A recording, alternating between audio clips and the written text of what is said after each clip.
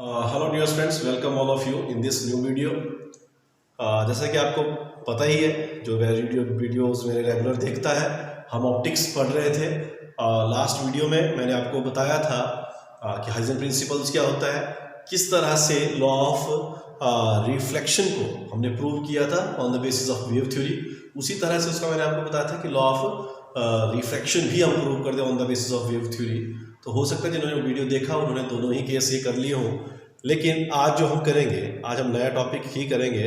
और जो नया टॉपिक है इसका नाम है यंग्स डबल स्लिट एक्सपेरिमेंट। ठीक है, कौन सा है?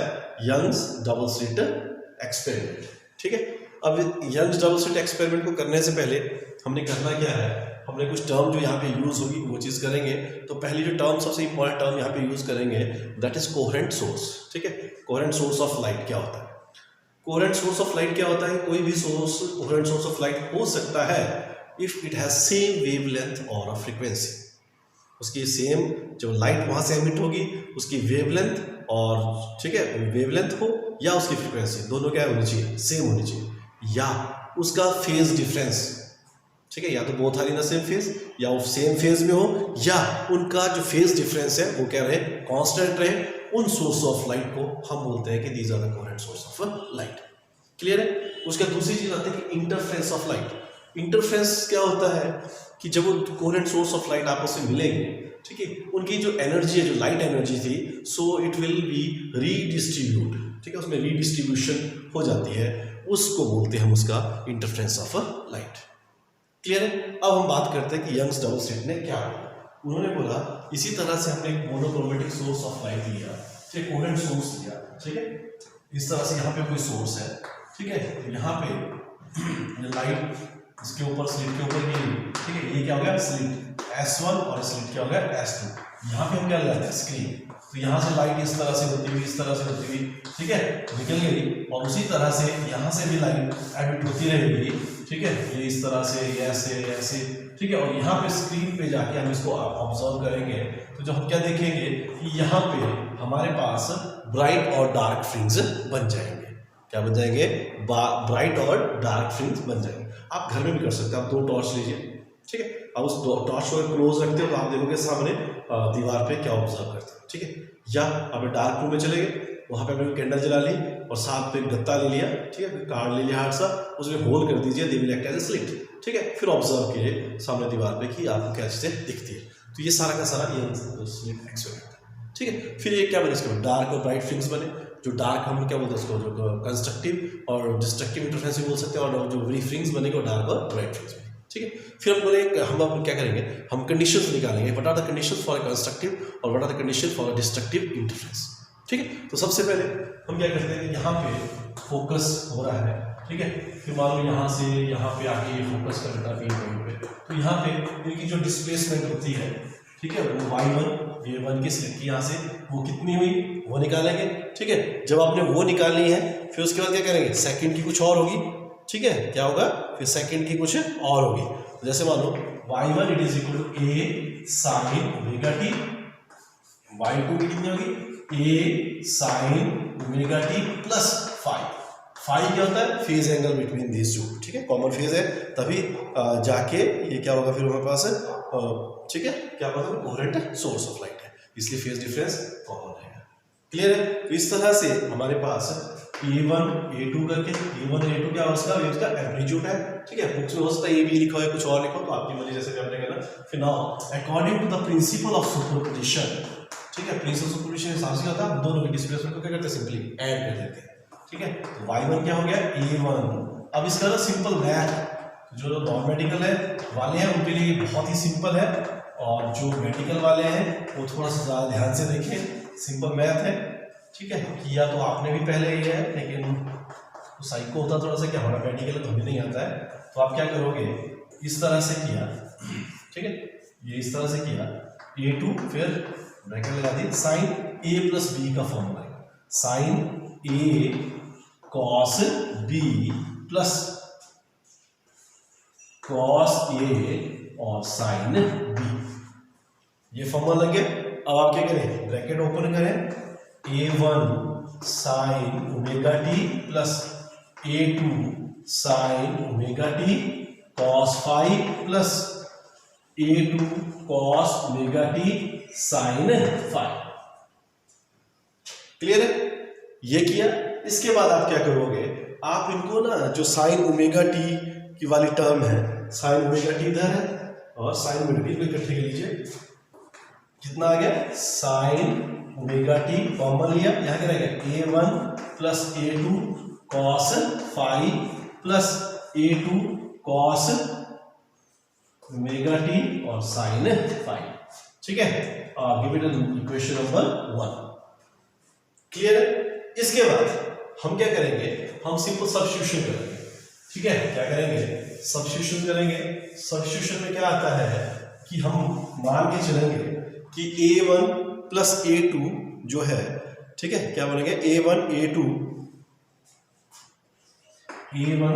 Plus A2 cos phi it is equal to A cos theta, और दूसरा हम लेंगे A2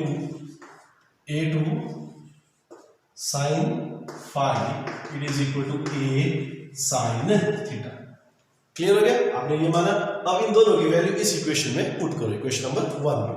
so we get y it is equal to sine omega t, ठीक है, a पहले लिख लिया, फिर ये क्या बन गया हमारे पास कॉस थीटा, ठीक है, प्लस A2, ठीक है, A2 sine phi, A2 sine phi, ये आ गया A sine theta cos omega T.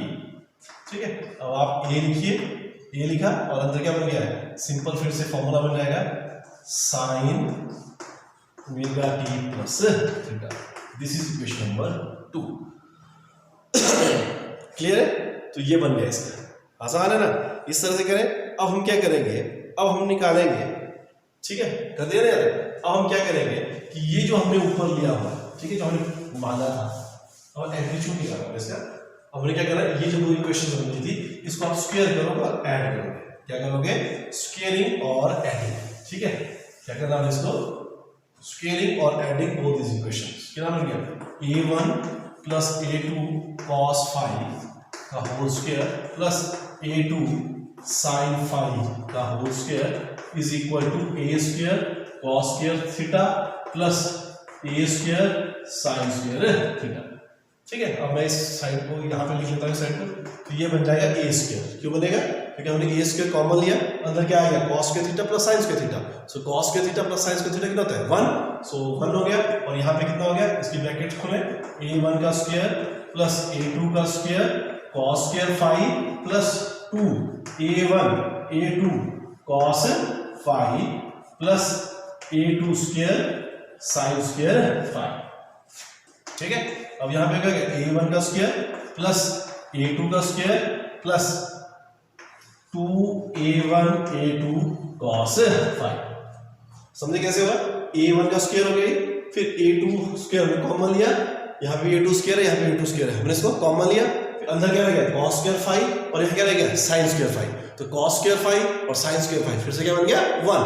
हमारे पास आ गया ये इक्वेशन। ठीक है, अब हमारे पास A स्क्वायर है, दिस इज, ठीक है, क्या होता है? हमने एम्पलीट्यूड ऑफ द रिजल्टेंट, ठीक है, इज, ठीक है, the square of the amplitude, ये एम्पलीट्यूड निकालना इसका, तो एम्पलीट्यूड का स्क्वायर इसके बराबर होता है इंटेंसिटी का। यहाँ intensity of the light is directly proportional to the square of amplitude.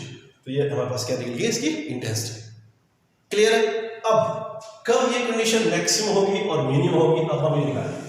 Condition for constructive interference और दूसरा है कंडीशन फॉर डिस्ट्रक्टिव इंटरफेरेंस। ठीक है, कंडीशन फॉर कंस्ट्रक्टिव इंटरफेरेंस।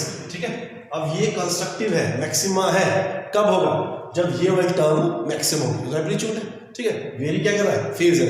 जब ये मैक्सिमम है तो cos फाई मैक्सिमम कब होता है? cos phi is maximum plus 1। कब होता है ये? प्लस 1। ठीक है, तो फाई कब होता है 1?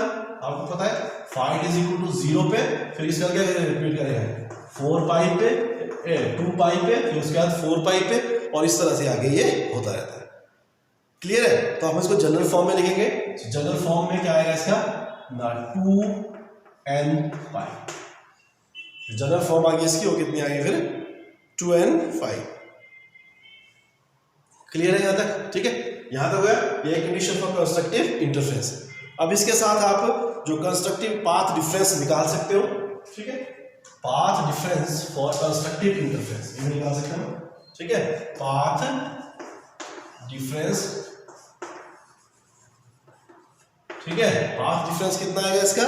It is wavelength upon 2 pi into phase difference. क्या होता है? वेवलेंथ अपॉन 2 पाई इंटू, क्या निकाला हमने?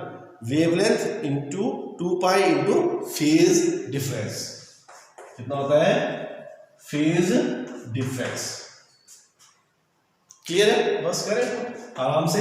वेवलेंथ कितना होता है? Lambda upon 2 pi into path difference, ठीक है। जो पाथ डिफरेंस था वो कितना लिया हमने? Phase difference.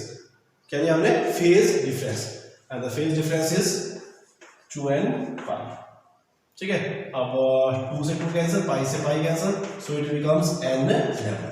So for constructive interference जो पाथ डिफरेंस उसका रहता है that is n lambda. Constructive interference हो या मैक्सिमम के लिए हो, जो पाथ डिफरेंस होता है it is equal to n lambda. Clear है? अब हम बात करेंगे, कंस्ट्रक्टिव हो गया, अब करेंगे इसको डिस्ट्रक्टिव इंटरफेरेंस। क्या होगा फिर? डिस्ट्रक्टिव इंटरफेरेंस, ठीक है। फिर ये क्या होगा? मीनियम। मीनियम कितना होता है? माइनस, ठीक है। मीनियम क्या होता है? माइनस। जब ये माइनस हो गया तो उस केस में कितना आएगा? ये कितना आएगा? है यार 180, 3 पाई, 5 पाई, इस तरह से, ठीक है। और जो जनरल जो आया वो कितना आया? It is 2n plus 1 lambda by 2। कितना आएगा? 2n प्लस 1 लैम्डा बाय 2, ठीक है। फिर इसका क्या निकाल दो? फिर से वही क्या निकालना आपने? Path difference. पाथ डिफरेंस में कितना आया था? क्या बनता है इनको? Wavelength upon 2 pi into phase difference.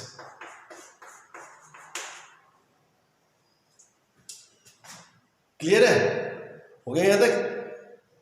ठीक है, तो बस आप इसको करें, इसको सॉल्व करें, फिर हमारे पास क्या आता है उस तरह से हम इसको कर सकते हैं। 2n लैम्डा यहाँ पे जाएगा, है ना। कितना हो गया? 2n प्लस 1, ठीक है, पाई बाय कितना किया था हमने? 2। कितना किया था हमने? पाई बाय जो हमारे पास आया था वो कितना हुआ था? क्लियर है? तो बस इस तरह से करें और इसको यहाँ पुट करें और फिर जो वैल्यू जो पुट करके आएगी इसकी जनरल फॉर्म लेके, तो पाथ डिफरेंस जो इसका आएगा that path difference it is equal to कितना हो गया हमारे पास फिर? ठीक है, वो जो पाथ डिफरेंस आया that is 2n plus 1 and lambda by 2 is the path difference. ठीक है, तो जनरल फॉर्म में थोड़ा सा गलत है, उसको चेक करके वहाँ पे पाई बाई जनरल फॉर्म में करो, मल्टीप्लाई करो, फिर सॉल्व करिए आगे आपके पास 2n प्लस 1 लैम्डा बाय 2। और क्लियर है? तो this is all about constructive और डिस्ट्रक्टिव इंटरफेरेंस। बहुत इंपॉर्टेंट टॉपिक है, 2-3 बार इसे देखें, आपको आसानी से समझ आएगा। So thank you very much.